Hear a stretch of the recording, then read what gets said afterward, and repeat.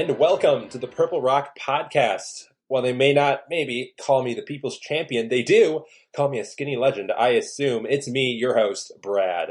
And joining me as my co-host this week, you know him, you love him, he is back again. It's Robot Andy. Hello, Brad. It is good to be back on the Purple Rock Podcast. My name is Andy and I am here to yell about Survivor while recording in my socialist paradise. Well, Robot Andy, you've got a lot to yell about because we need 3 weeks of pent-up Andy energy in this pod. So I'll ask this up front. Do you think the listeners need to lower their volumes for this one? Hold up. I know in your country it's a common thing for like all jobs to be replaced by automation. We'll probably get there in a few years. We're still just past the 90s, but I think I'll do this one if that's all right. I'm going to step in for the robot. So time to unplug. And no, I'm going to be perfectly calm, Brad. I don't know what you're talking about. Everything should be fine. Okay. Will Smith taking over the robot's gig. Perfectly fine. You know, robots are people too, but it's fine.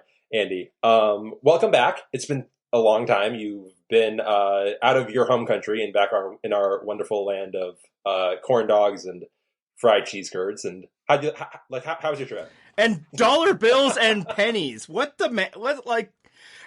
where gas is basically free. Just there's so many weird things. And your Coke is not as good as Canadian Coke, which isn't as good as Mexican Coke. Those are the rankings: Mexican, Canadian, American. And I think Colombian Coke is even higher than Mexican Coke. Is that true? I didn't get down that far, but I have no doubt of this. Yeah, no, it was tough I'm sure for people to miss me for the past few weeks. I obviously had to leave with a big rant about Wendy, but they missed out on some other stuff. They missed out on like, hey, is Aubrey overrated talk, and it was a mistake to vote out Joe. So everyone, I'm sure you really wanted to hear that, but we're here to not talk about the past. Although, actually, maybe we kind of are. What's our first question? Well, I was going to say, it's been 3 weeks since we've heard anything from you. So how are you feeling about the 3 weeks that you missed and just the season as a whole? Where are you at on the edge of extinction? Yeah, so I ended up watching like the 3 hours that I was gone, the double episode, and last week's within the span of a couple of nights, and I actually found that a nice way to go. And I'm going to start this podcast. No training wheels. I'm going to start off with a hot take that I think is going to be rather controversial. I think this season is good. I don't mean just a qualified like how we've been. It's kind of fine. I am genuinely enjoying this season, and I feel like if more people would just set aside the dread they had going into the season, and maybe the dread that they have for the end game of this season, and just really focused, they might also realize that they're enjoying this too. I think there's a lot to like about what we've gotten so far. Yeah, I would agree. I think for me, it's been very steady. It's not been super low. It's not been super high. But if I had to sort of project how we're going to go into the post-merge, this is for my math people. If you think about an exponential graph, it starts out very slow, and at the very end, we pick up and we really sort of shoot for the moon. Just even relatively, if you think back to previous seasons, this is so much better than, I can't ever remember the name, the horseshoes versus hockey versus handballs, right? Better than that season, better than Ghost Island. I think we're in a good place. And like you said, I think the post-merge is right on the precipice of breaking out into chaos, and if we can go full chaos mode, I think this is definitely within my top 20. It might go even higher.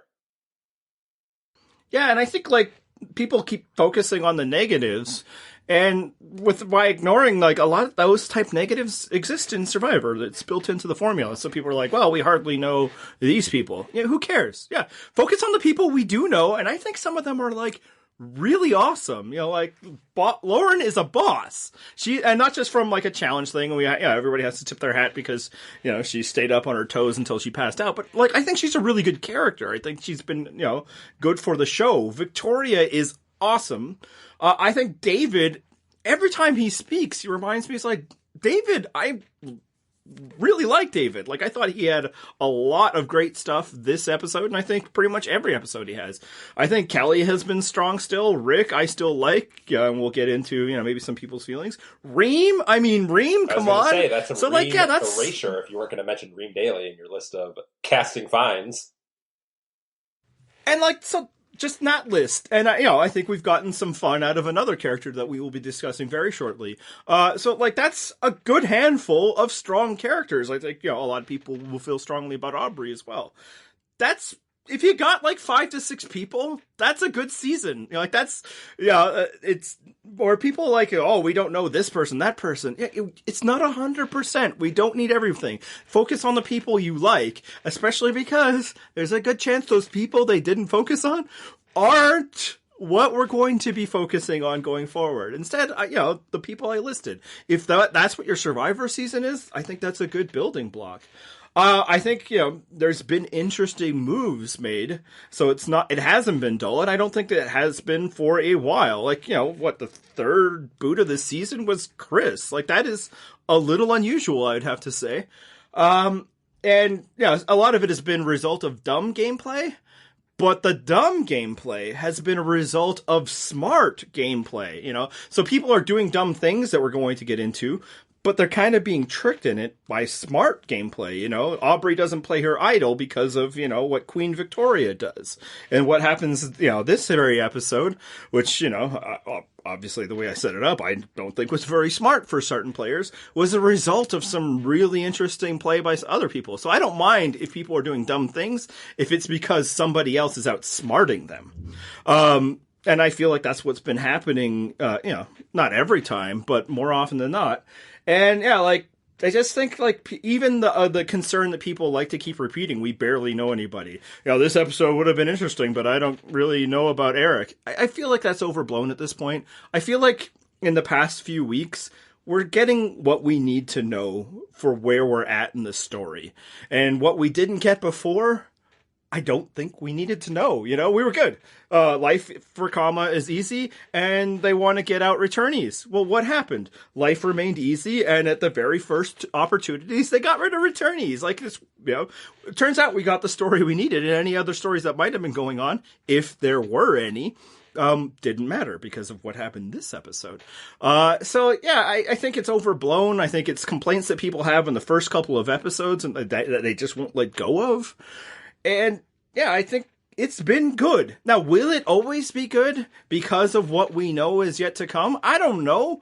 But, maybe it's because of my reputation of being a super positive person. But I'm let's just enjoy what we have. Yeah, I'm with you there. I think people are sort of latching on to the negatives and missing the positives that are happening in this season, partly for the reason of, people just like to pick nits. But I also think people went into this season thinking the edge of extinction, this is just a total abomination and it's sacrilegious to how we play this game, and they're kind of looking for reasons to keep hating on edge of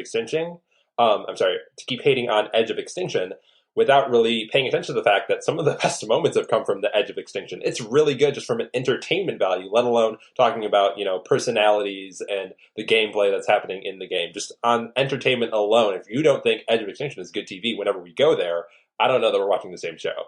I think people are just sort of picking on things because they knew going into it that they weren't going to like the season, and it's very hard to admit that you were wrong in your preconception sometimes. Not just me. That just might be some sort of subconscious thing that people have a hang up about.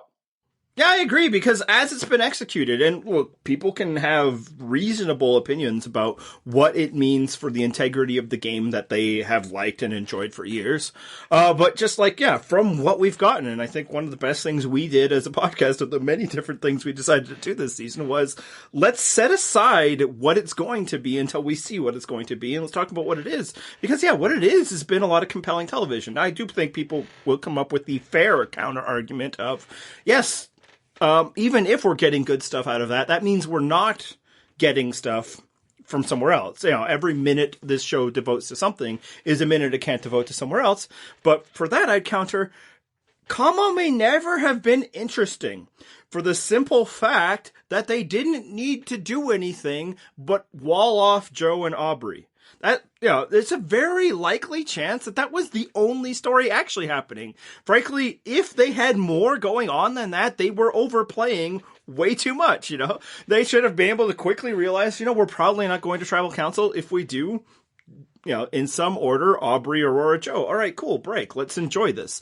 And I think some part of what we're seeing now is because that's all they really had going on in their mind. And that wouldn't have been interesting even if we gave them like 5 more minutes an episode. Instead, we get like Reem, who is just so amazing. Every time somebody comes there, she's just throws water on any kind of, hope or fun they have. And what's great is she will never leave the show. She will be there to the bitter end. Emphasis bitter. All right. So I think we've gotten all of our energy out about how we feel about the season overall. I'm going to ask you, Andy, how did you feel about this week in particular? I think it was the strongest episode so far this season, and it's part of why I feel so positively about it. And it was probably, it was the 3rd episode I watched within, a 3-day period, and it just capped it. It's like, no, I don't have to qualify it anymore. I like this season. Yeah, it could destroy it all. And I think another reason why you and I are probably not as worried about it is that you and I are less maybe sticklers, and if I'm speaking wrong for you, please let me know about changes, and I totally accept that if this one is a bridge too far for people, I get that. It is very different, but I guess the one challenge I'd be like, yeah, it's a different thing. And if you can just maybe accept it as a different thing, then maybe you can find enjoyment out of it. And also, it's not even that new. This is like the 4th season where people who were voted out, no, 5th season. This is the 5th time that people who were voted out of the game had a chance to come back and possibly win it. So at this point, I'm kind of like, well, I mean, if it's going to happen, it's going to happen. And apparently it's a thing that the show wants to happen, even if it's not necessarily a thing I want to happen.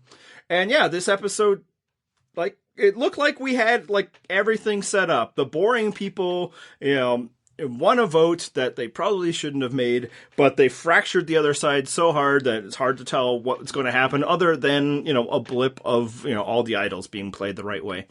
But that's not even going to happen. Like, this episode told us that I think we're in for a pretty fun ride. Yeah, I mean, I don't know. I don't know if I qualify it as the best episode of this season, but I do think it's up there. I do think this is very good. If I had to put a grade on it, I would say a B+, just for the fact of it was a kind of disjointed narrative, but you had so many good moments in there. Like, if you think about the interaction between Rick Devens and Corncob, right, where Rick is just so over the top, dripping with sarcasm, and Doorknob just can't even, like, imagine that he's being sarcastic, and he has to literally be told, dude, I'm being sarcastic, for him to pick up on that. Julie, and the fact that whenever Dan's nickname gets said, she can't keep a straight face. Wentworth and just like swatting the fly. I mean, like tiny things like that I enjoyed. Like you said, the result that we got at Tribal, fantastic. And at the very end, when you have Reem just going, dude, don't get excited. Like, that was the biggest belly laugh for me the entire episode. Great moments altogether. I do think it's not necessarily like gold standard Survivor, but like we said in the beginning, I think we're building up to something even better. So even though this wasn't top tier, top shelf stuff, it was good. It was a B+. Solid grade. I think we're going for higher heights, so I'm excited by this episode. Yeah, and I agree. No, I haven't, and I won't yet utter the term great. In fact, I'm not sure, because of the constraints of this season, that great is achievable. But it's good, and I'm okay with it being good. I've upgraded from fine, and I know, there's still some people. And again, for some of them, it's just like, this is not what they want out of this show, and I have to respect that choice. But it's actually kind of funny, because I think some people were thinking that I was going to have this big, long rant about what's going on. No, I'm fine with it. I'm fine that there's 16 people still left in the game. That doesn't bother me. I'm fine that the jury's so big. Whoop-dee. It's not like, honestly, it's weird that people are obsessing. It is weird. I'll guarantee you that. Like, it's never happened before. But, okay. It's never happened before. Now it's happening. Let's deal. It's fine. Let's see how it plays out. If it ends up playing out poorly, then, it was a mistake. And let's hope they don't do it again, although I have a feeling that they might. But at the same time, yeah, it's like, I'm okay that, Reem is still on the show. I'm okay that Aubrey is still on the show. I don't care if Joe's still on the show, just as I didn't care if he was before. Although it has helped us in one certain way. So yeah, no, it's a good. It's not great, but good is nice. I like good things. You brought up Dan. I think that brings our special segment. Yeah, so we're actually going to move this up to the front of the episode. Y'all know that throughout the season, if you've been listening, then you know this. Throughout the season, we've been doing a Marked for Extinction segment where we talk about something happening in the show or in the fandom at large that kind of needs to go away. Y'all, I will pull back the curtain for a sec here. It's a lot of work to come up with nicknames for Dan De Silva. It's hard, especially when you are trying to not repeat them because you want to be a little creative. Just for example, today we were messaging, me and John, and we were like kind of at the same thought where we're like, oh my God, Waluigi is the perfect nickname for Dan. How have you not done it? We're doing it tonight. We're going to use that one. And Matt had to jump in and say, no, guys, that one's already been done. Like it was done in the comments last night. God, I hate to say it, but marked for extinction. Are we going to do this podcast without nicknames for Dan? No, hell no. All right, so then let's kick off. Let's kick off our segment on Pavlov. What do you think about his move this week? Yeah, it's kind of weird because I think Battle Pup was awesome tonight, and it's not the first time. When he was telling Kelly how the vote in the shared alliance vote had to go, he was 100% right that Wendy was supposed to be the target, and I know that because I thought of it before he said it out loud. And yeah, I honestly, when they were showing his, little attempts to sway Gavin and Julia, I was like, that's nice, but that's not what this is going to be. It's just going to be idols. Like, it's cool. You have this idea. And after a while, it's like, hey, are you even listening in between laughing at the fact that a grown man calls himself the war dog? But god damn, it worked, right? So is he good at Survivor? Is that something we need to deal with here? That might be a little too far for me. I do think that this was a good move this week. I'm definitely on board with that. It was a good move by Key Fob, and that, though, has to be weighed with, does one good move a good Survivor player make, right? Like, for example, Ken McNichol made a great move in voting out David and not taking him to the final three, and yet I don't think anyone's saying that Ken is, a great Survivor player. I think there's been enough that we've seen from Car Park that maybe it has to be weighed against this mood, especially in the secret scene, which y'all, if you haven't seen, you might see on Monday.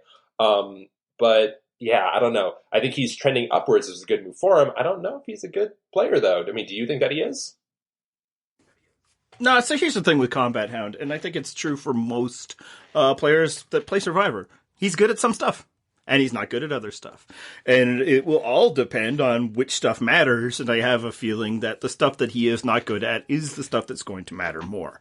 Now, what's nice is, I think he's a pretty good tactician here or there. I think he's probably a little overly aggressive because I still don't agree with the move to get rid of Chris. Frankly, I just don't even understand it based on what he had been setting up. Although I suppose as more time has passed, it's pretty clear that he feels Kelly is the most important part of his game. So I guess that there it is. That's what it was. But yeah, he's a good tactician. He has decent strategy. The idea, not just to try and drive a wedge between the group, that's as old as time. That's the season 1, they tried to do that, was like, hey, do you really want to play with Rich? And the answer was, yeah, of course I do. So that's not, but he figured out an angle and he figured out the marks. And when he's approaching Gavin, especially, I'm like, isn't Gavin's Eric's number 1? Apparently not. And I think what really worked about it was that not only did, he had this fun evidence of, hey, I think they're going to play with Rick and Dave and shut you guys out, but also was able to play on the generational gap within that alliance. And I think, this is a nice thing that we have, us tonight, because I think you can attest that there's probably nothing more annoying than old people thinking that they know everything and trying to keep young people down. So for instance, is there a lot of people that just always up in your ear being like, hey man, you should be the star of the show. It's time for us to take this purple rock somewhere else and get rid of those old Andy and Joe. I will say that there haven't been enough people saying that, frankly, if I'm being honest. Yeah, you need to find your own conflict, Pooch. But yeah, so I think he's good at that stuff. But what he's not good at is the things that we've seen people complain about. And we saw it in this episode, even with Rick, is that he's not good at the people stuff. I think he's good at reading people. I think he's good at, thinking of creative ways. I think his initial proposition of we just need to pull these people and then we'll have a 6-6 tie. Yeah, I'm sure people are just itching to jump into a rock draw that they don't need to be a part of. But, but annoying people is a tough way to win Survivor, and I think that he's doing that because, and I can say this because we can probably smell our own, people don't like it when you talk at them instead of with them, and he does a lot of that. Yeah, I mean... Also, he's terrible at challenges. Yeah, so I'm with you there. I think you're right. He does have good moves. We've seen that from before when he's like throwing out all the different ways that the vote split could break down.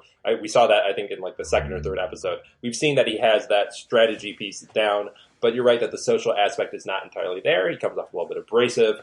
But I think even just breaking down this particular move this week, I'm not quite sure that it was 100% War Dog's move, because even though the impetus was from him, the idea was planted by him, the move doesn't happen without Julia and Gavin taking the agency to actually change the votes. And I actually think that if you have the three of them sitting there at Final Tribal together, I don't know how the three of them get there together, but if they were, right, Julia and Gavin could say, well, no, it was us. We actually made the move, pulled the trigger, even though, maybe War Dog said something about it. I don't know, but it was our move. It's hard for him to own it. So I think if he can actually marshal some votes and get people together and have a full ownership of a vote, I think that's what sort of elevates this particular aspect of his game. Yeah, and I think it is a good thing to note that, other people make moves and decisions for their own reasons. I think why I'm more willing to give the credit to, Fight Mutt for this, besides Gavin and Julia, is because I think it was a great move for Strike Terrier, but I thought it was a really stupid move for Gavin and Julia, so I don't want to give them credit because I don't know why they would do this. I don't think it was a good move for them at all. How about yourself? For their perspective, do you see the logic in it? I mean, I actually am going to disagree with you there. Not in the sense that it was an overall ascending, oh my god, this move had to be made, and I'll get to that in a second, but if you just go by like three principles of survivor voting, the first one being, you got to get in before you get got, right? The second one, you know that you have more leverage with your vote when the margins are slim. And at a certain point, those margins aren't going to be quite so slim, and your vote really won't mean all that much when you flip, right? Leading into the third one, when an opportunity presents itself, you got to take it, because that offer might not be on the table the next time you go to tribal, right? So just by those three things, I think they're making the most of the advantage that is presented in front of them. Even though the four commas who flipped aren't in an obviously better position, I do think that they actually raised their ceiling on the long-term outcomes here, right? If you run, like, let's say, 1,000 simulations where these four commas flipped and joined the Lesus, the same thing that happened this week, right? Versus 1,000 simulations where they didn't flip and they just stayed with their comma tribe. I think you see one distribution where the four of them sort of average out somewhere between 10th place and 5th place. I think on the other one where they flip, there's more risk, there's a lot more risk involved, and that distribution becomes bimodal. They might go out, bam, bam, bam, in the next few tribals, but I also think they put themselves with some more wiggle room. They can move up further to get to final, 5-3. That's my opinion, though. What do you think, though? See, you think you're going to just shut me down by talking about that math stuff, but luckily, the part of being me is not needing any kind of proof or values for why you think something is right. You just need to talk louder. So not going to work. No, here's the thing. And obviously I'm somebody who is frequently preached the value of assuming risk in moves. And Julia even said it to some degree, but she didn't spell it all out of the way, so she doesn't get all the points. In that, yes, there's risk in every move that you make, and more importantly, there's risks in the moves that you fail to make. So I also, I agree on seizing opportunity. But they got to be the right opportunities, and this I don't feel like is one, because for 2 votes in a row now, they failed to whittle down the numbers of the other side, and they're still all there. And I want to make sure I'm not even including their idols, because they don't know they exist, and frankly, at this point, they should assume they don't exist, because if they did, they should have been played by now, and we will talk about that most definitely. So, but just the fact that it's there's still 5 former Lesus around. This stuff you gotta do when at least you've taken out one. And I think Victoria made the excellent point. It's it's okay, making moves and all that is fine, but this isn't the time. And the opportunity that was presented to them, I feel like would still be there, and in fact would be more advantageous 1 vote from now. You take away or Kelly or a Lauren, and obviously we know that maybe not, it wouldn't have happened because of idols, but again, they don't know that. That wasn't the way they were operating. They were operating under the assumption that maybe one idol exists, but it'd be weird to operate the assumption, what if both people were targeting Heaven Idol? I think if you're running that scenario in your head, the answer is, well, then we lose. But yeah, so it's like one of them is gone. Now you still have the numbers to do what you did. And, I think my simple math without using bigger terms could probably pull that out. Because then what you're creating post this vote is something where you're a bit more control. And this is the same reason why I had an issue last season with, when they took out Christian. I can't remember who spearheaded that, and I apologize to Gabby? her right now, but Gabby, yes. Sorry, Christian was literally the only name from last season that was coming to my head at that second. I like Christian very much and appreciate his lifelong dedication to my kind. My name is Andy and I miss Boston Rob. But yeah, it isn't because she took out Christian. It isn't because she was ready to make a risky move. And a lot of it is because I feel like it's okay to make one big destabilizing move, even if you make it a little early, because it's better to be too early than too late. But once you make that one, you gotta wait a bit. Unless you're in a desperate situation, then you can just throw lobs all you want. And their big destabilizing move was taking out Joe last week, which took their big majority and shrunk it down, not just by one, but by like 1.5 to 2. Aurora did and would have voted with them this week, but clearly begrudgingly, which was data that they had when they made this decision based on what she did at the immunity challenge.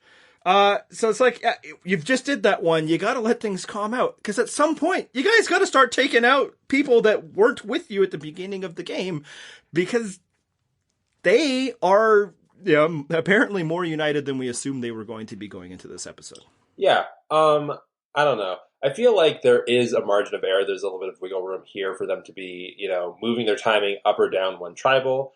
I do sort of feel, though, that if you're Julia and Gavin, and you float the idea that, are we on the bottom? Do we need to do something? Do we need to move? And Victoria shuts you down and says, I'm not feeling it, even though she voted with them later, right? That might be enough to say, oh my God, we don't even have like 4 or 3 to pull off some sort of upset 1 or 2 tribals from now. We might only have 2. And so then you have to jump in while you still have 4 lessees to work with, because once you lose one of those, you're actually losing one of your numbers to work with later on. So that margin, if you don't know exactly where the line falls, you might have to go earlier just to guarantee that you have some more numbers to juice your vote counts. Or you use the 3 days that you've bought by getting rid of a Kelly or Lauren. And what's interesting, of course, that they can't know is that probably would have ended up getting rid of Eric anyway. You use that to make sure Aurora's yours instead of theirs, right? You use that to talk to Victoria more, I felt like they have time, and I think they just keep, and again, if they hadn't taken out Joe last week, I'd be more comfortable with it. But this is 2 weeks in a row now where I feel like the comma group has completely taken their eye off the ball. And that's, you can only do that but so much before it becomes a problem. Well, I guess at this point, we're kind of just on 2 sides of a fence here. But, let's move on to a different move, because we're trying to figure out whether some of these moves were right or wrong. Let's talk about the move from Wentworth and Lauren to hold onto their idols as they were staring down the barrel at this tribal. I mean, just like, their minds, Like, how did you feel about this move from, or rather this decision from these 2 players? So my very initial reaction when, the time passes and they haven't played their idols was, are you fucking kidding me? And then I slept. It's like, well, I guess they got to feel pretty good that it's working out for them, because I could not imagine. And, the question people would ask is like, would you have played an idol in that situation? And my answer is no, because I would have played it 2 weeks ago. I would not have an idol to play at this tribal council, so I can't help but admire what they're doing. Obviously, because they've been right, they have a very good read on what's going on. But moreover, I think they've probably made decisions, at least at some point, that if we need it now, we'll always need it. So, either this plan works out and there's a successful path for us forward, or it doesn't. And, I guess we're going to Edge of Extinction anyway, which is ballsy way to play, I gotta say, and I can't help but tip my cap to Yeah, them. I mean, yeah, I had pretty much the same reaction because as I was live tweeting, I'm like, are they not playing their idols? If they don't play it and they make it out of this alive, oh my God, like really, what? Wow. But then, just sort of thinking about it now, I'm like, this actually might have been the way to go because there's sort of three outcomes that you can do or that can sort of happen at this juncture. If you play the idol, but those four commas didn't flip, yeah, you are still in the game, but you're still well outnumbered, and now you have no idol. So if you're thinking that the difference between finishing 12th and finishing 8th is no difference at all, then yeah, maybe you don't want to play your idol here, right? Or you could play your idol and they do flip, but then you've demonstrated that you don't really trust them, and that might be prohibitive in working with them later on, which also is going to get you out earlier than you want to. Or this outcome where you hold on to the idol, they flip with you, and now this might give them the best ceiling. This might give them the most potential longevity. So could I have done the same thing that they did? I'm pretty sure I wouldn't. It's very ballsy to have to, do that sort of move.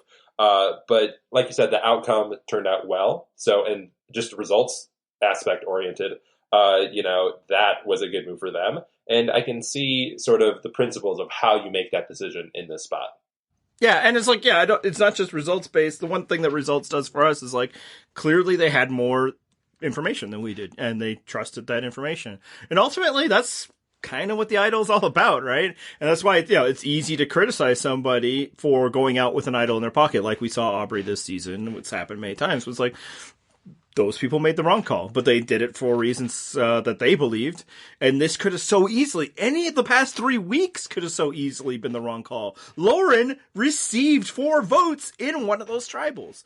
But yeah, they are out there talking to people and they're basing decisions on that. Now, the hope that we have, and I guess, the incomplete data that we have at this point, is if they, at some point, if one of them or both goes home with the idol in their pocket, then maybe it's less, hey man, they're just having brilliant reads on the situation, and more of they are overvaluing the possession of the thing rather than the use of the thing. But as for right now, it's like, well, I mean, I guess they knew, right? They knew that. And that's the other thing, though. They didn't know. Like, they might have felt like they knew this week, but they felt they knew last week that they were safe, not because they were voting out Joe, but because they thought they were voting out Rick or David. So they were wrong last week, which makes it even more, either impressive or maybe crazy that this week they're like, nah, but now I got this. Yeah, I mean, I didn't even think about that bit, but I think the common theme, I literally just thought of it right now. I think the common theme for everything that's happening there is the fact that they're taking big swings, right? Which is what you want a Survivor player to do. They're really all in, chips on the table, right? They're going in on the move that they want to do. They're not really hedging, and it's sort of all or nothing, which is it's a super ballsy way to play, but it's working out for them, and I enjoy watching it. Yeah, and it's also impressive that they are making decisions that are kind of like win-based decisions when they are so far down the barrel, right? Like they're staring down and they're like, but if I play it now, I will survive, but my winning chances go down precipitously because they are not in situations that would allow them to turn the game in their favor. But hanging on to it, like, if they play it next week, they will be in a much better position because, as previously stated, the commas have been doing a bit of their job for them, which I don't like, which is weird because, I mean, I like it as a viewer. I love it that, people take their eyes off the ball. Games are boring, but they're also can be fairly smart for most of the people involved in them. Not all of the people involved, but yeah, it's just like, man, every week, their winning percentage potential has to be going up because somebody's going home that they're not aligned with, and they haven't had to expend any of their idols to make that happen.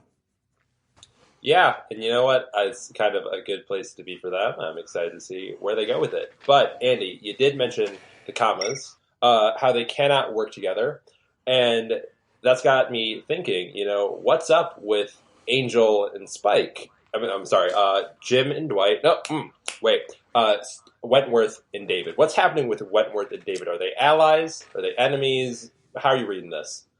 I think it's a friend of my friend is my enemy type situation. Because yeah, like especially I mean, maybe more for Kelly. Until last week, she never really had any enmity towards David.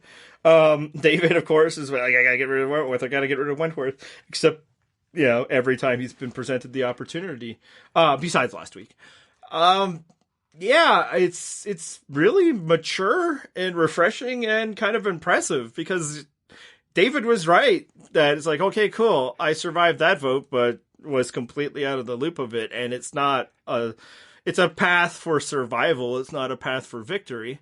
So what else you got? And he was willing to listen, and like right away, he was just like, no, don't worry about it. Don't even apologize, and was able to talk the logic through. And I found that really impressive. And then moreover, I think Kelly Wentworth showed that she's not just like kind of a spunky, person who's sneaky. I thought she was really, on point with the strategy talk in that conversation because she knew that this, force a rock draw with a bunch of people we're not even allied with was a dead end strategy, and instead came up with but what if they try to split votes on us? Now we don't need 6, and I thought that was really canny of her. Yeah, I think it's the fact that both of them have been here before, right? When you're a new player and all of this gameplay, it feels very fresh and you're building these relationships and they feel so personal. It's like when you've been going at each other and there's this animosity built up, it's hard to build it back because it feels, very primal and raw. But for Wentworth and David, they know it's a game. For them, they're showing up to work. This is a job. And so they're able to, okay, we were fighting before, but this is what we need and this is what we need to move forward. So build a bridge, do it quick, and, let's get on with it.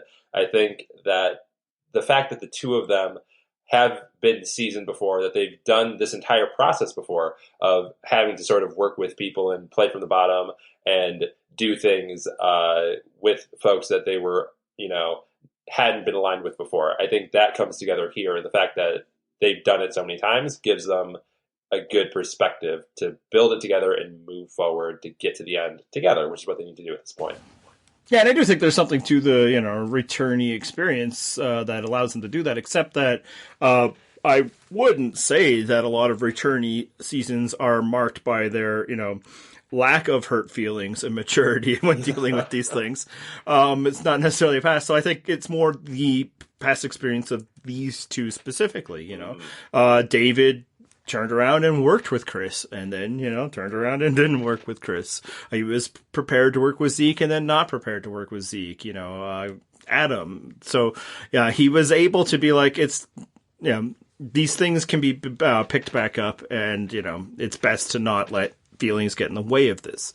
And Kelly, equally in Cambodia, she was very quickly on the bottom once Shireen was taken out, and she was able to, find a way to work with them to take out, Stephen Fishbach, and then, work with, I think, again, a little bit, and then they come, even after some of those people have voted for her. So I think these two in particular have, the relevant experience, and I think it's paid off for them, and it's been helpful because we started this season with 4 returnees.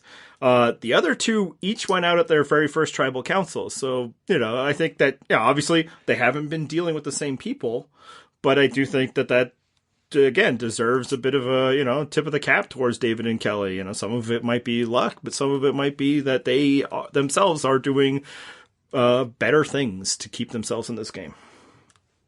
All right, so Wentworth and David, they're able to work with people and put the bad blood behind them. But someone who absolutely cannot do that is Rick Devens. He is putting his foot down. He's refusing to work with those lessers who voted him out. God damn it. What do you think about his inability to play nice with others? Well, first off, I want to echo your thoughts that it was hilarious when he started off being sarcastic. I loved it. In fact, again, it was one of those situations when it first started. Is like, I would love it if he started, oh, he's doing it. Like, yeah, you should be like, no, screw you, pal. Especially the way that War Dog is approaching him, which is like, I'm just thinking with logic. What? Oh, my God. Well, if people who were listening to this, they can run back the tape.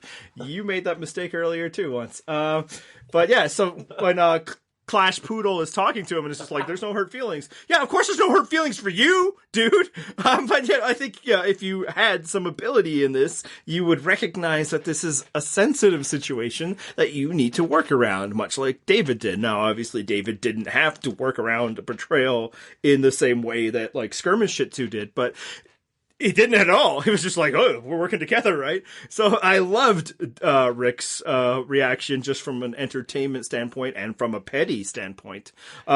Maybe less from a gameplay standpoint, but I'll say, like, I get it, man. Like, everybody who's criticizing him is like, these people tried to vote him out right after he got back. Like, he was just suffering, to some degree with him.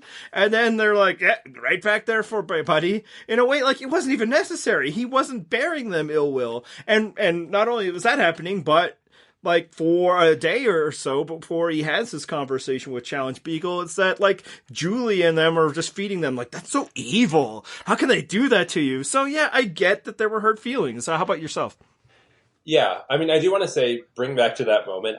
I think the whole thing with Rick's sarcasm was great. It doesn't get to the height that it reached if you don't have Garchomp in the conversation with him, who just doesn't pick up on the social cue at all, that he's just being, totally dismissive of his offer. He was so waylaid by the basically the knot that he threw at him. It was so great.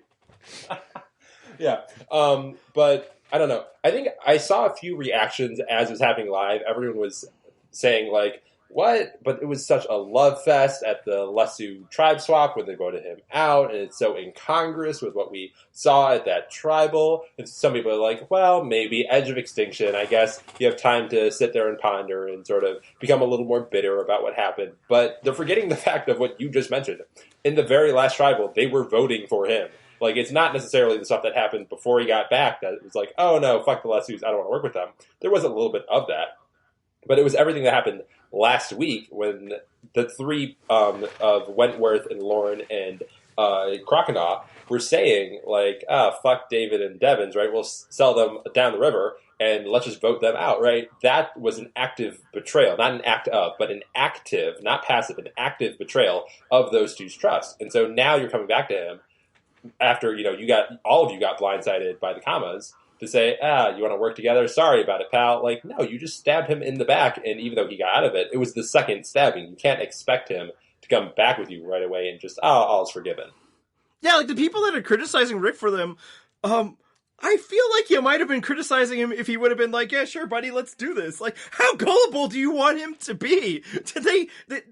Yeah, and I don't understand why everybody's focusing on the first vote. It's not about the first vote. The first vote just becomes an additive, like, okay, I got the message by the second time, and again, the comments were feeding him. It's like, they're targeting you. It's not just that they're willing to vote you out, they want you out. And that's what he was hearing, and it also happened to be true, so that was something. Now, I do think, like, the edit exaggerated to the degree that they actually wanted Rick out, to the degree that they were just willing to sell him out, but I don't know if that distinction should matter to Rick. But no, Rick should not be working with these people. Yeah, again, if he was a little bit better composed, he should, maybe not shut the door the way he did, because, you shouldn't in Survivor. But again, it was probably really satisfying, especially in the conversation with Attack Canine.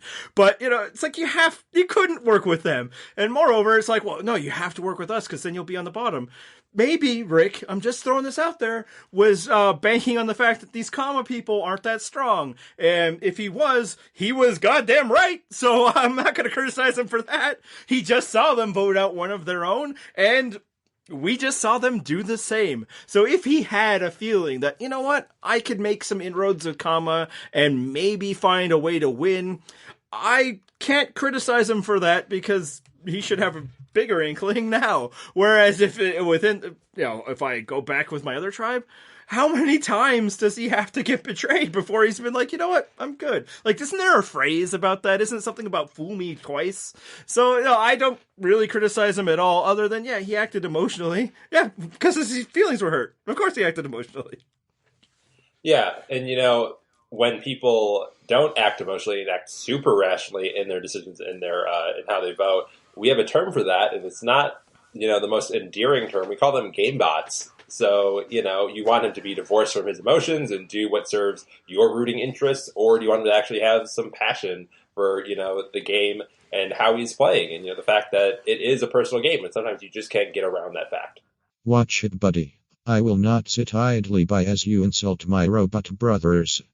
Yeah, and I also think there might be something to the fact that, like, he's showing that, like, no, you can't just keep messing me over and everything's be fine.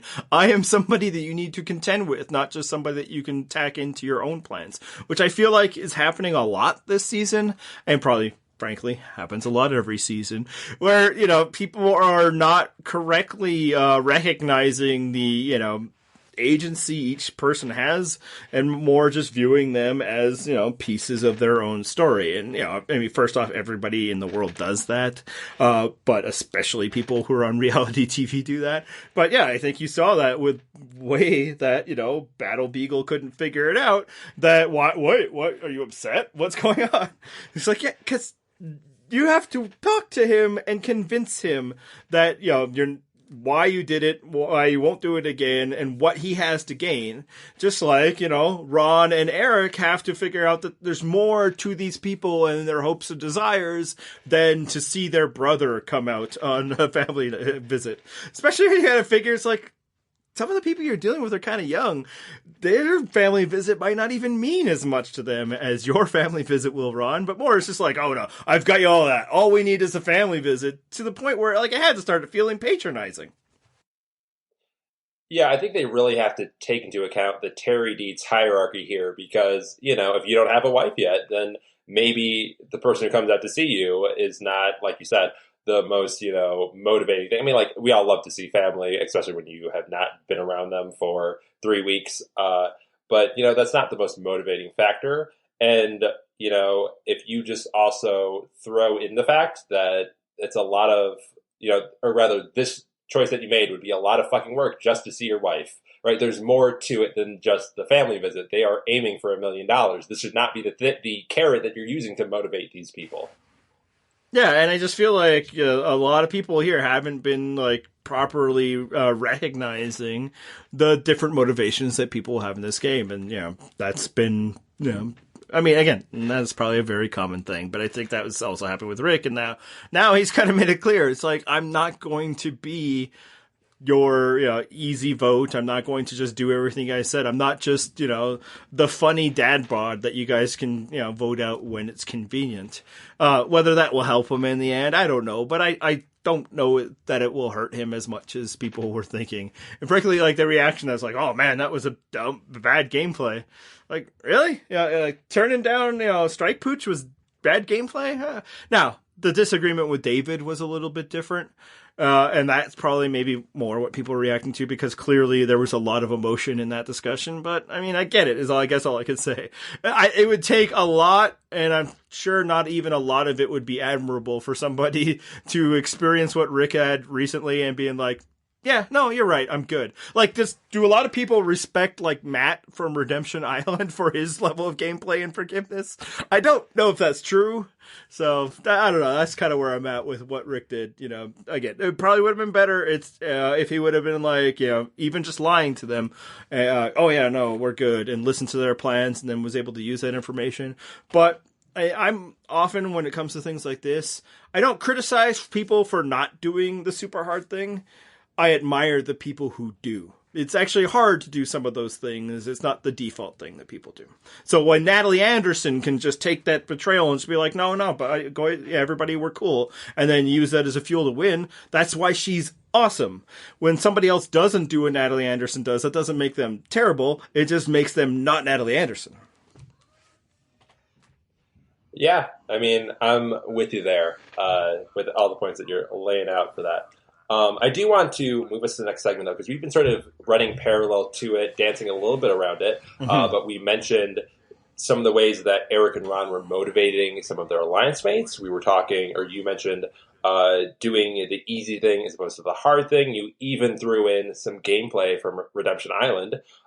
So here's what's up. We're going to move to marked for Extinction, and this is one that I pitched to you.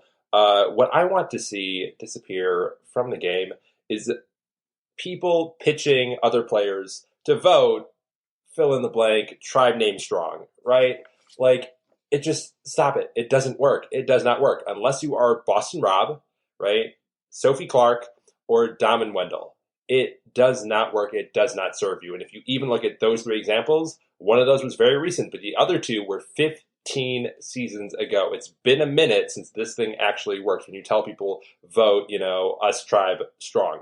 All right. So some of the ways that, if you want a little more reasoning for it, that it doesn't work is that when you say, for example, vote comma strong, you are announcing that you're in the majority alliance. And that tells people who the power is when they want to fight the power, right? So if you're the person that people, think are running the show as the ringleader of this majority alliance, when they want to make a big move, TM, to build their resume, they're gunning for you. You don't want that. You don't want to be someone's target. You want someone else for people to vote for. So when you're out there boasting and bragging about, we're 7 strong and there's only a few more spots left on the ship, people better jump in now. Like, you're just motivating them to take swings at you because everybody likes to punch up in Survivor. It makes them look good when they, it makes them look good when they actually take you out. Right? So that's the first reason. The second reason being, it's a super shitty way to pitch yourself at Final Tribal when you're like, yeah, I made my numbers, we wrote it out, and that's how I ended up here. Juries don't like that. Juries like to vote for an underdog. So if you're the entire time running the show in a way that was grating to all the jury members, so you didn't want to let people play, right, as opposed to something that was very masterful, that's one way to win, but we don't see it that often. If you're at this point, if you are at final, what are you at, 10, 12, I don't even know, final 12, let's say, right, and you're saying vote whatever strong, look back at the names who have done that. They do not win except for the 4 that I mentioned up top. So as an alternative, right, if you're not going to be saying, like, vote comma strong, you need to be giving people a target, a common enemy for the people to work against, right? And you need to be promising them some sort of reward for doing that. And now I'm not going to be endorsing fascism here, but that's the reason that fascism works. You give people something or someone to fear. You get them working together against that feared, enemy. And then you promise them some sort of reward or some sort of personal benefit once that enemy is defeated. So in this case, if you're telling people, look at Wentworth, she's super scary. How did she make it this far into the merge? We got rid of Joe. She needs to go next, right? Because she'll take all of us out if we give her too much wiggle room. Look at Lauren. She's been beasting in all these challenges. We know she's a tough competitor. Do we really want her sticking around? She needs to go right now. And once we get all these people out of the way, our path is clear to go to the final tribal together as a family, right? Not just saying, oh, we're a tribe, let's stay a tribe. Oh, we want to get to the family visit. Can't we all just play along to get there? You need to give them some sort of stick to go with the carrot in Survivor, right? Carrots don't always work in Survivor. You need a little bit of a stick. Yeah, and like even those 4 examples that you made, I don't know if any of them were like the true driving, rah force of that. Like, Rob obviously set the rules of the buddy system and all of that, but he was also the only guy that we saw betraying it constantly, right? Like, he was the one that would still talk to people on the other side. Whereas, like, Philip was the attack dog. He's the one that named Stealth RS, right? Sophie, she got coached to be the person that was, taking the shots and the anger of, being the figurehead that locked them out of the game. Within that alliance, she was actually the one that corralled Coach from, his ideas of straying from it. But from the figurehead standpoint, it was very much Coach. And then, with Dom and, Wendell, obviously their success was having, that side alliance that was outside of, whatever alliance they were. It was Kellen that was the big rah-rah cheerleader. And again, she got to take the heat from it. So I think, your point is very strong. Like, you can't, I'm fine with the idea of trying to foster an us versus them and let's stick together attitude that, that's reflective in the fact that I'm uncomfortable with the fact that they keep leaving these lessers in here. But, don't be the person that keeps saying it, because as you were saying, you're setting yourself up as a target. There's a reason why they were going after Ron and, Eric and not Victoria, for instance. But more, it's like, you want to not be talking focus so much on, everything's about us 7, all of us about us 6, because the counter argument that Jeff Probst will make at, every tribal council that you try to bring it to him, well, It's not a final six, So obviously somebody's got to be on the bottom. So, maybe even if you want, let somebody else, be that person, be your Philip or whatever. You should be more focused on having as many final three deals as you can, including some with people maybe not in this group. And yeah, I think the past is littered with people who've, been, tribe strong, cheerleaders and taken out. Andrew Savage was a big, example. He was the Bion strong guy, whereas Jeremy, he was chill. He was still talking to people. And I think another reason why it doesn't work, and Coach is instructive for this, is even if you make it to the end, you're going to have voted out some of those people that you were all, us all against the world, us strong. And they're going to hate you for it more than they're going to hate somebody who, maybe was less of a cheerleader. Yeah, and I do want to clarify that because I didn't even think about that part of how these people weren't even the true figureheads of their alliance, but they did win playing that dominating game where they sort of domineered a group. I do want to clarify that I'm not saying that you shouldn't be trying to maintain your alliances. You absolutely should. That's how you stay in the game, win as long as you have the numbers, right? But you shouldn't be publicly out there saying, oh, look at us, we have the numbers, hey, right? Like, if you're publicly announcing that, that's the bad move, and you shouldn't be motivating people to say, hey, stick with us as the numbers, right? Do what you need to keep those numbers, but like in this particular example, or in this particular episode, Eric and Ron are going about it the wrong way. It's more about the way that you're approaching how you maintain the alliance, as opposed to maintaining the alliance itself. That part is crucial. Yeah, no, again, I think pagonging is a thing because it works. And I think actually a big mistake that the Kama tribe has been making, and this can transition us to another topic. I guess before that, we should probably final. We've marked it for extinction. I think I'm agreeing with what you're saying. It should go extinct, right? Mm-hmm. Yes. All right, let's move on to that next thing, though, that you keyed us up for.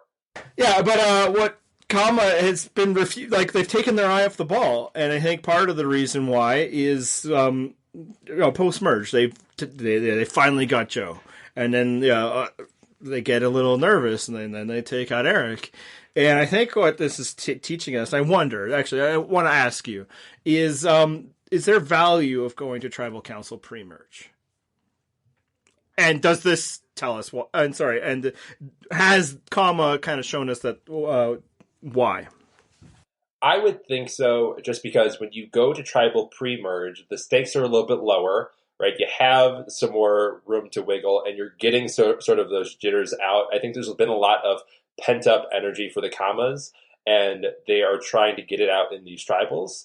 But also, this, Kama strong thing that they're doing, it's really more of a post-swap strategy, because the post-swap is where you see everyone, okay, we just got to make it to the merge. We know that we have these numbers. Let's keep it here, not rock the boat. Once we get to the merge, that's when we can go a little bit crazy, right? They've taken that sort of attitude that you carry through the post-merge, because the majority of the Kamas haven't gone to tribal in the post-merge, and they're bringing it into the merge, when at this point, that's not really the route that you want to be taking. So I think when you go to tribal, before the merge, you're getting some of those things ironed out, and that way, when the real stakes show up after the post-merge, when the gameplay gets so much more complex, you have a better handle of how you're handling these votes at that tribal. Yeah, so I've always disliked the idea of the intentional matsing.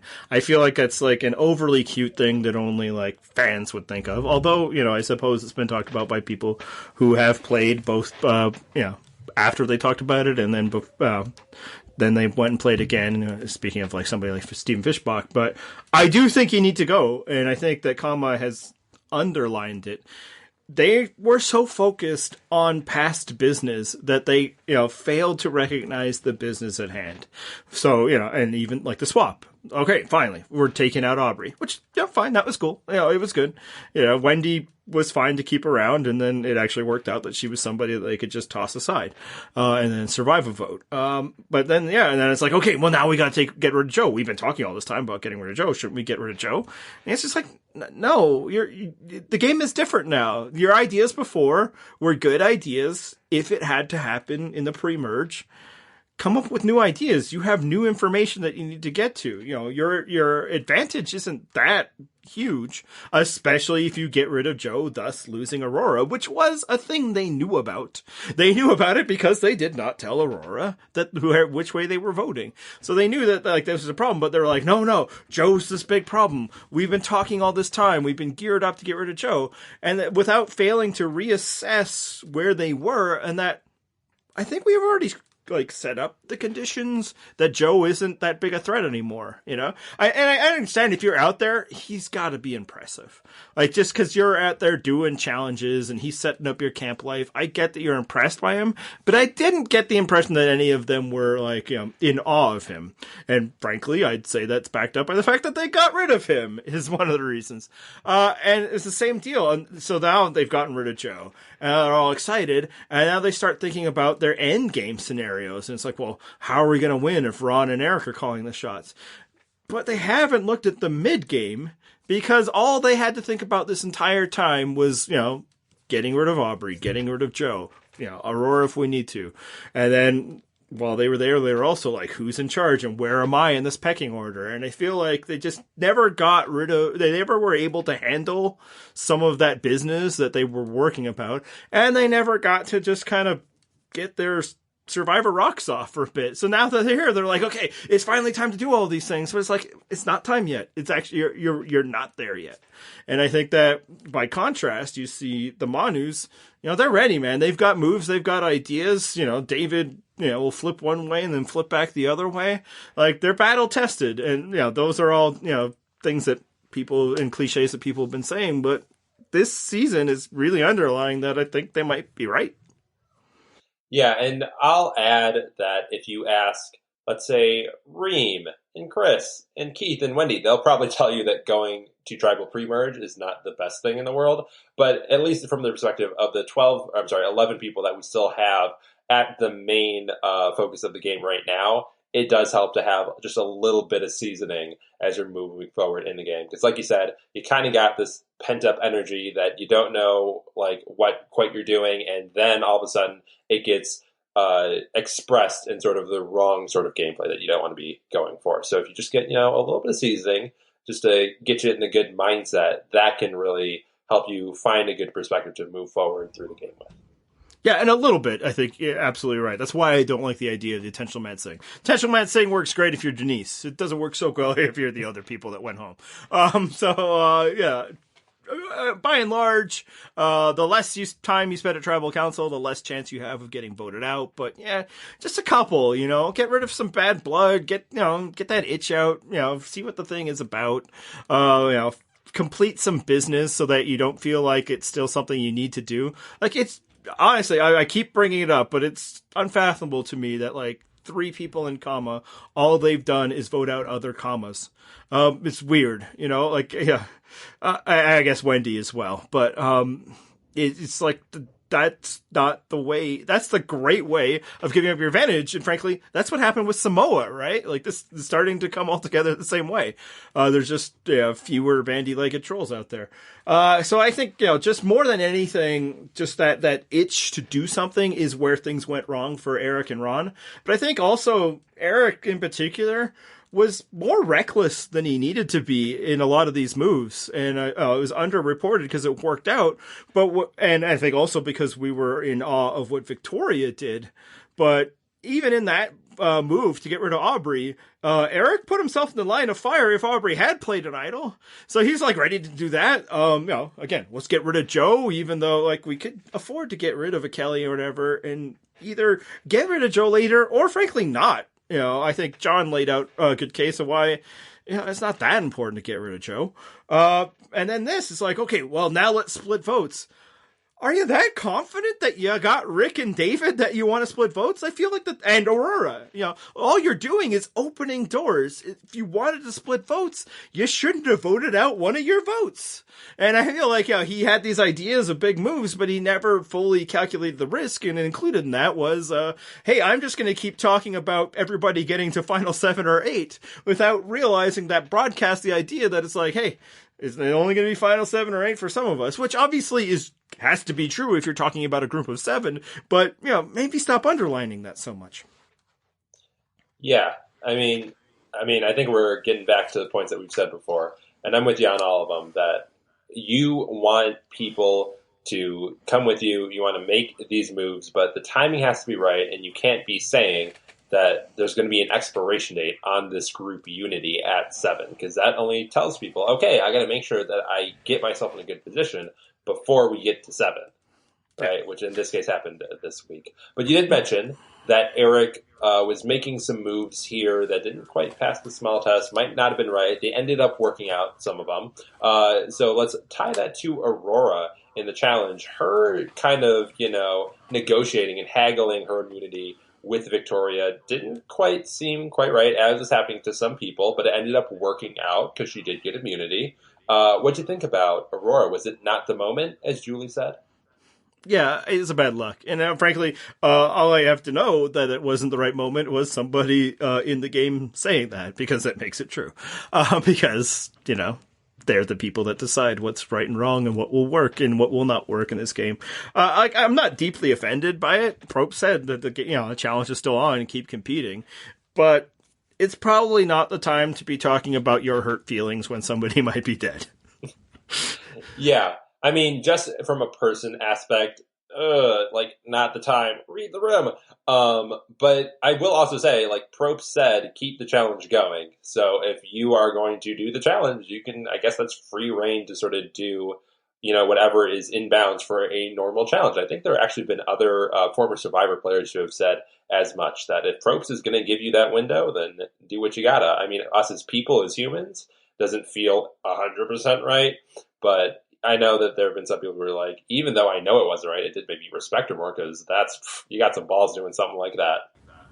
Yeah, but impressing us is less important than not turning off the people that you're playing with. I mean, luckily it's not going to hurt Lauren's feelings because she was unconscious, but maybe her friends.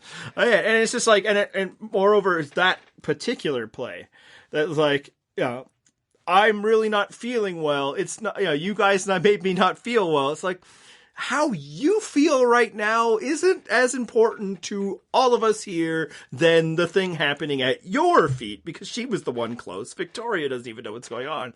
It's just not for that particular argument. Because again, I'm not that fussed about she's a bad person or anything like that. It's just like, it's just a bad time for that argument. You don't start a fight with your, significant other, when the next booth over, somebody's choking to death. It's like, there's just times when the message might hit a little bit better or not. And again, fight to win. That's great. The challenge is still working. It probably shouldn't have, but making this about your feelings and your feelings of security in the game is just, it's probably not even going to work, because the person you're, arguing with could very well be like, hey, what the hell's going on right now? Like, they might not even be able to process your argument. And then, we saw the way people reacted to it, where, they were all just like, instead of being like, oh, wait, Aurora's raising a good point, and either that, we should make her feel more secure. I didn't want her to feel this way, or even just, this is dangerous for us, we need to do something. Instead, they were just like, give it a rest, Aurora. So just from the reaction of the people there tells us that it was a bad look and probably a bad idea. Yep. I mean, I think just by the fact of how people were reacting in the moment, you kind of have the answer to whether, when I say people reacting, I don't even mean the players. I mean, on Twitter, as you're watching, oh, wait, hold on a sec, what? I think that answers the question as to whether she probably should have been doing it. But let's move on to the previews for next week, all right? Because we got to make our predictions. I'm sorry, not previews. Did I say previews? Predictions. We got to make our predictions, Andy. What's your prediction? Well, I mean, we can use the previews to help with our prediction. Oh, I certainly will. But you go first. Well, let's hear it. I'm honestly don't have a fully formed thought, so let's see what you got. Not that I'm going to take it. I have a name written down. All right. Well, in the previews, if you saw the next time on Survivor, there's some stuff going on.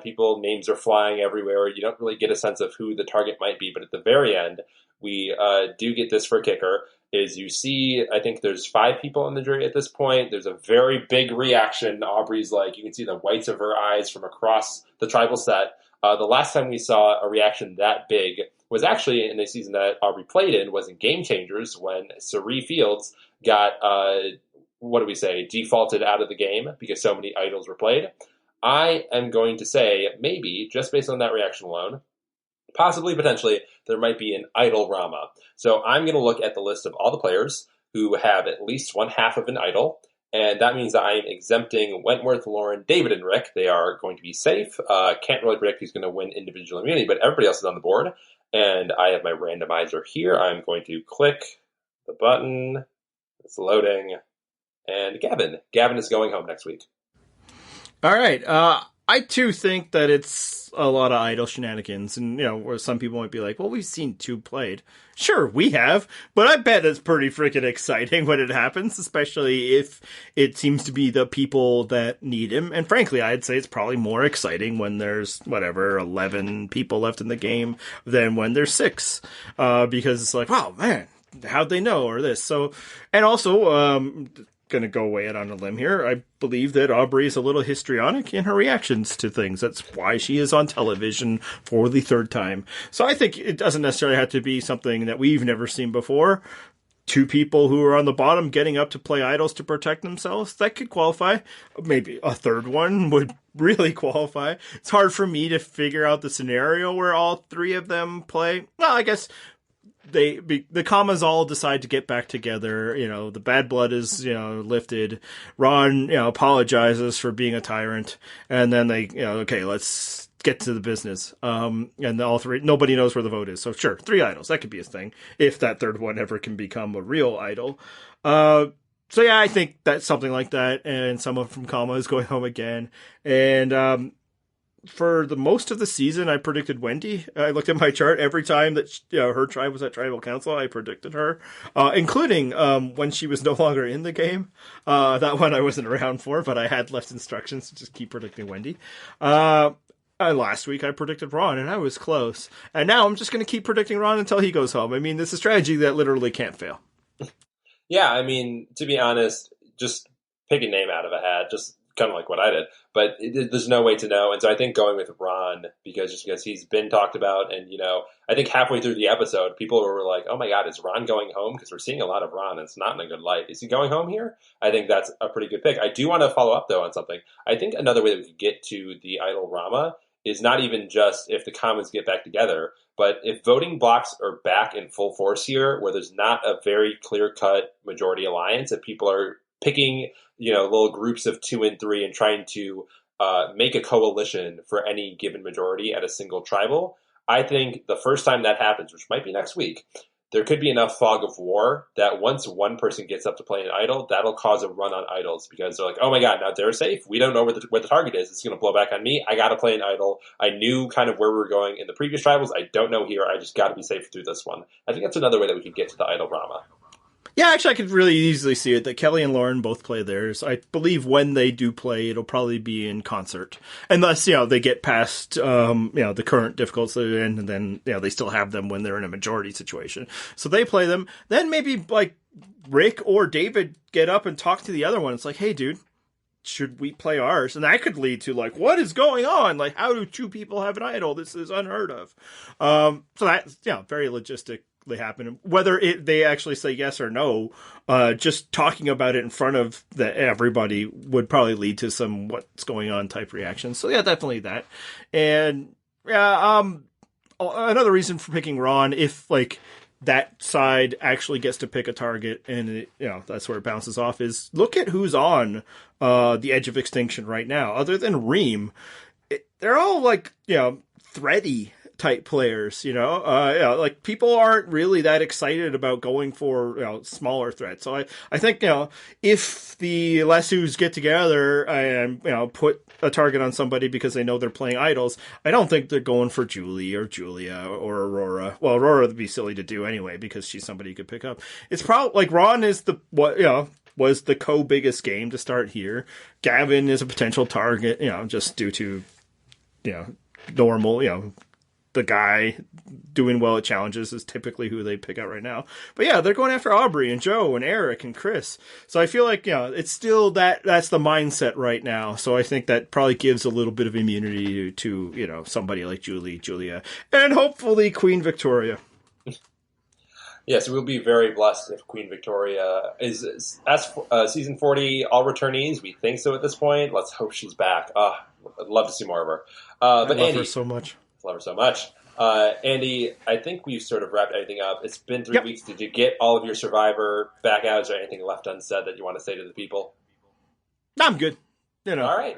part of the then. deal of not being on all the time is you don't get it all. You miss some. And I'm sure everybody's like, oh, I really wanted to hear what he thought about X. Too bad. Too bad. All right, so let's do our plugs. I am at Purple Rock Brad. I'm at Purple Rock Andy. The show is Purple Rock Pod. And what's our website? You post something there every week often, don't you? Not every week. I did for the last 2 weeks. I might for this weekend. After that, we might go off the grid again. But yeah, bonus content sometimes on Mondays. You guys can get our predictions and the whole staff's predictions on Tuesdays. Live blogs, this podcast, Fantasy League. Go check it out, purplerockpodcast.com. As apparently people have been for several years now, because we've have over 2 million views, which I think is pretty impressive, especially consider how ramshackle everything we do is. Obviously there might be some people like 2 million, whatever, but and I'd say probably only like 500,000 of that is due to our choice of profile pics for every post this season.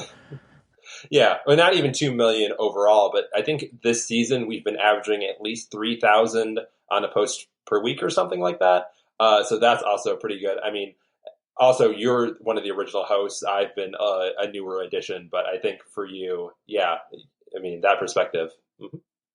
Yeah, I know. What are you people doing? Find better things to do. I'm not that interesting. No, I'm grateful for everybody who listens, who checks out the website. I'm not going to thank you by name. That bit's marked for Extinction. But yes, you can subscribe to the podcast at the various places, including YouTube, where I will be back next week with Emma. I think that's enough for now, huh? Yeah, let's hit the music. Dedication, hard work, plus patience. To some more of my sacrifice, I'm done waiting. Told you that I wasn't playing. Now you hear what I've been saying. Dedication.